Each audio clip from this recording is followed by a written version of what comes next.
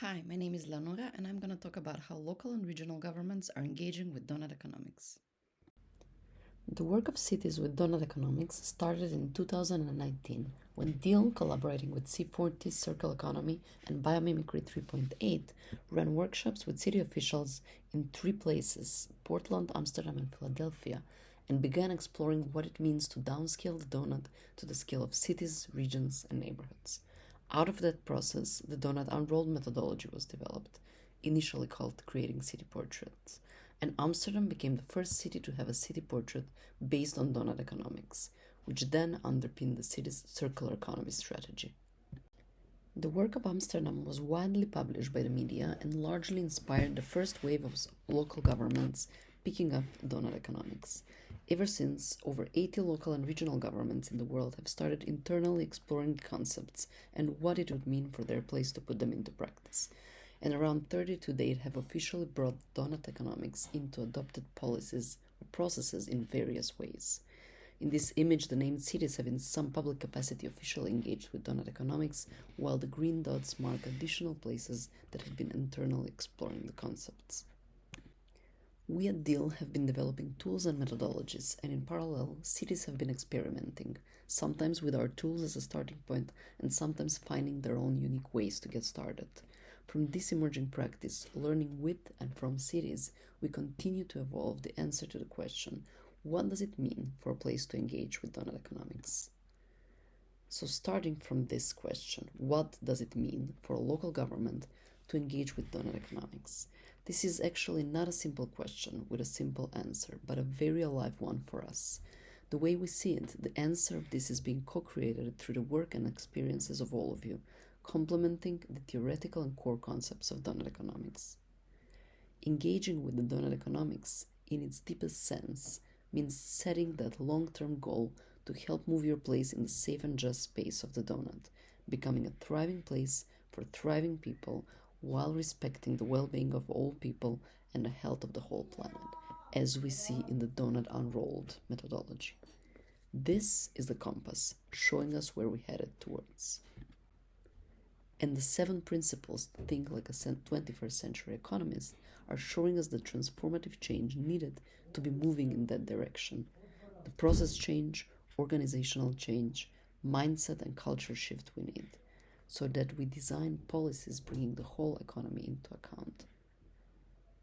So we can nurture human nature and anchor our policy and service design into solidarity and participatory democracy, moving out of siloed working and one fit for all solutions towards breaking sectoral boundaries, working and thinking in systems fit for the complexity of real life, and designing policies and practices that are regenerative and distributive by design.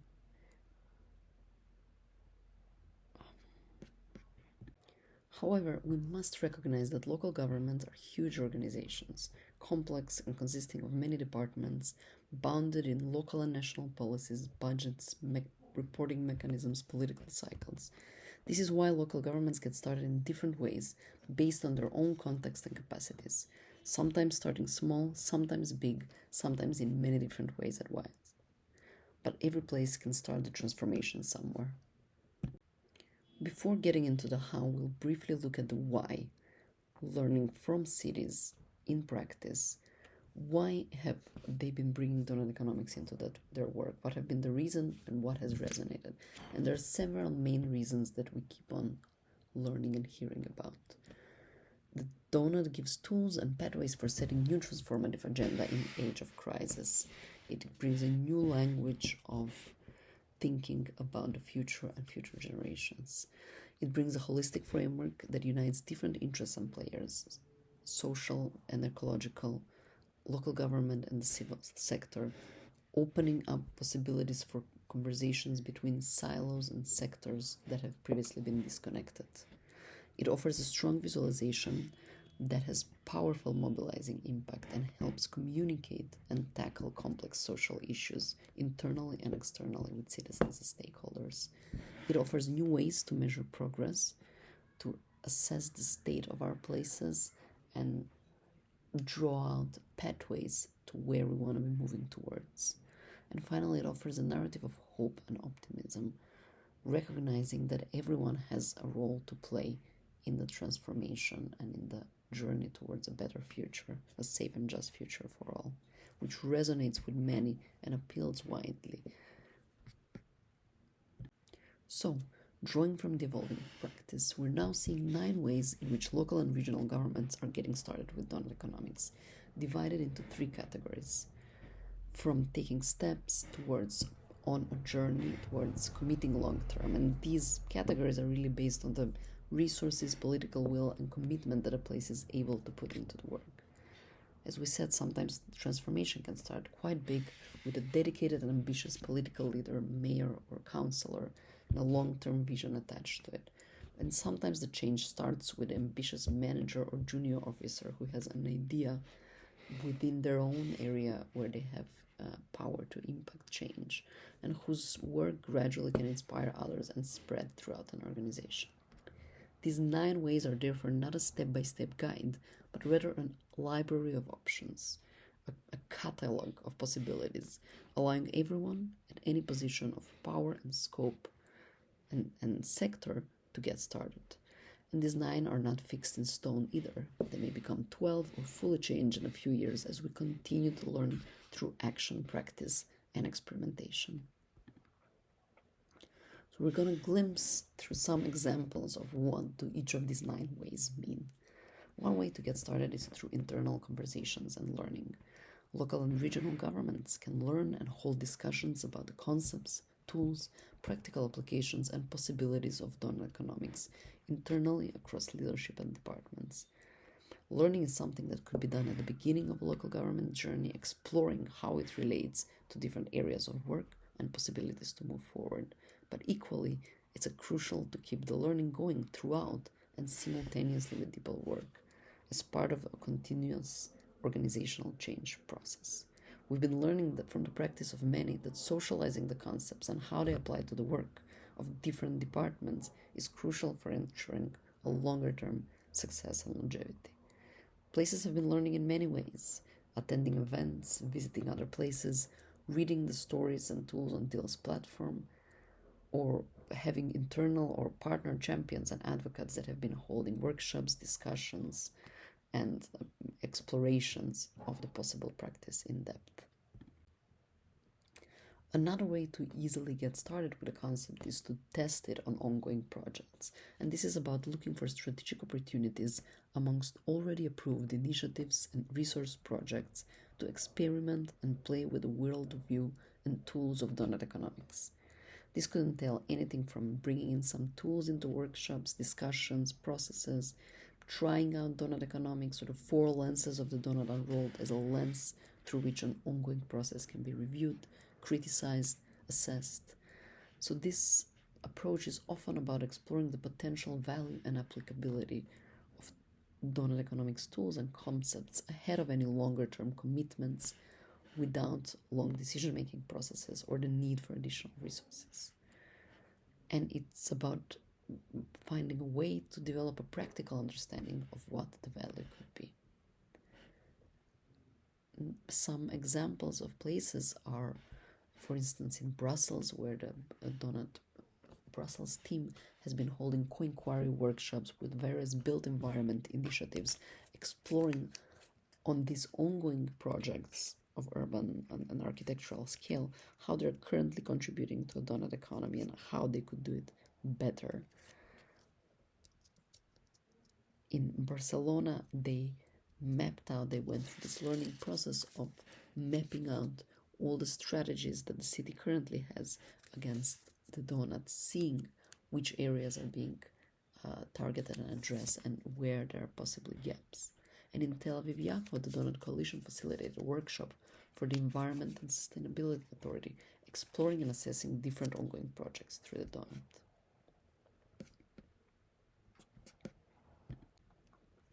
Local and regional governments can use the concepts and tools of doughnut economics to empower diverse actors in a city in many ways, from working with and supporting existing networks that are connecting and convening people around the ideas of doughnut economics, to amplifying existing activities that are already demonstrating an ambition and a doughnut-aligned vision, to supporting the transformation and transition of economic activities that need to change.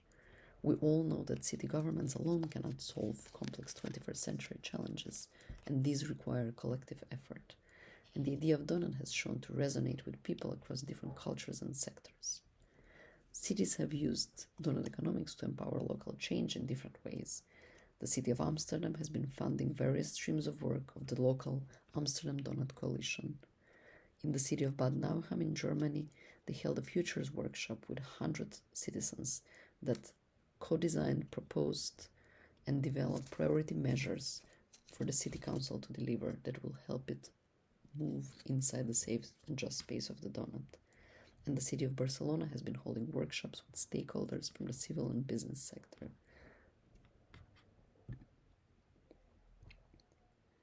The starting point to downscaling the Doughnut data approach to a city or region scale is using Dill's Data Portrait of Place tool, which provides approaches for gathering targets and indicators and building a holistic data snapshot of how well a place is currently doing, measured against its own targets across both social and ecological dimensions. The data portrait can be used as a starting point for a range of different activities, from identifying data gaps to setting new policy targets to annual monitoring and reporting. Many cities of various scales, from Barcelona and Glasgow to Brussels to Yerevan to El Monte, have developed their own data portraits, and they are exploring and starting to use them in various ways. Another way to get started is to bring the ambitions and metrics of Doughnut Economics into design, review, monitoring, and evaluation of plans or thematic strategies. This could range from shaping a 20-year city vision to a transport strategy, from a net zero policy to a public health agenda. There are many ways to bring Doughnut Economics into plans and strategies: as a guide for setting an ambitious vision, as a tool for collaborative processes, as a tool helping identify key themes, objectives, and priorities, or to design a monitoring framework using the social and ecological indicators of the Doughnut. In Amsterdam, they shaped their circular strategy with Doughnut Economics, bringing in the holistic view and a stronger focus on social outcomes. Curaçao's economic development strategy uses the Doughnut as a compass for economic prosperity and was informed by a series of neighborhood workshops, identifying existing initiatives through the lenses of Doughnut Economics.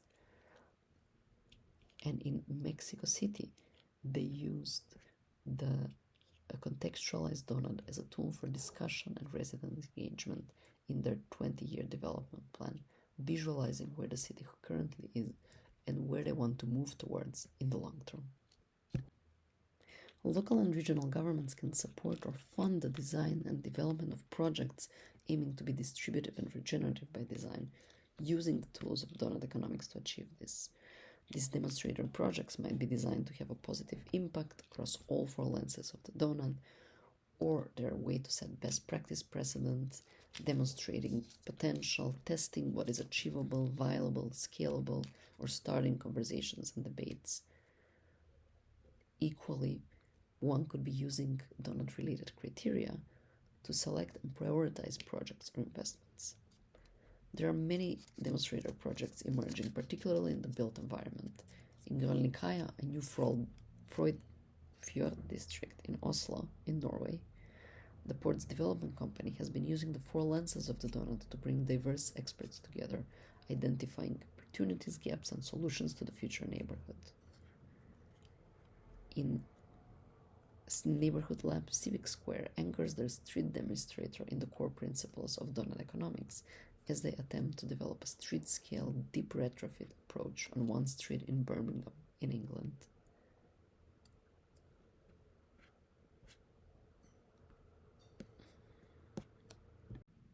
Some places are adopting Doughnut Economics as a strategic compass or guiding framework in their transformative journey.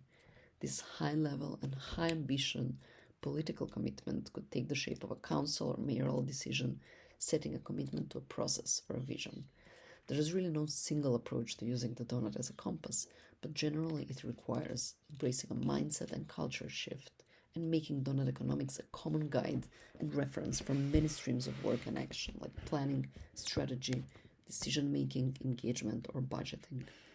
Places like Nanaimo in Canada have adopted an official commitment through a council motion to adopt the Doughnut Economic model as a cohesive vision for all city initiatives and planning processes. And in another place in Grenoble in France, they've adopted the Grenoble 2040 approach underpinned by Doughnut Economics. As this pathway implies a longer-term commitment, most places dedicate time and resources to studying and adapting how Doughnut Economics could be applied and used as a compact in their own place ahead of making the big commitment, whether it's by commissioning a research study or dedicating some resources from the internal staff to study and assess what applying these principles to their own place could mean. This pathway is about developing tools and criteria through which the potential impact of projects, policies, and investments can be assessed against social and ecological indicators, informing the decisions of those working in local government. In Cornwall, in England, the Council has introduced the Cornwall Development and Decision Wheel for all levels of decisions that illustrates the positive and negative impacts of proposed decisions in a visualization, focusing decision makers on issues that may require further debate, they may need to be mitigated, or they may need to be reviewed altogether, inviting those working on projects to steer the projects through this visualization, this information from the onset, and direct projects in a better direction. And in Valence-sur-Marne in France, they have also developed a Doughnut project assessment tool specifically for the measuring and tracking the impact of 20 projects that are part of their 5-year municipal program.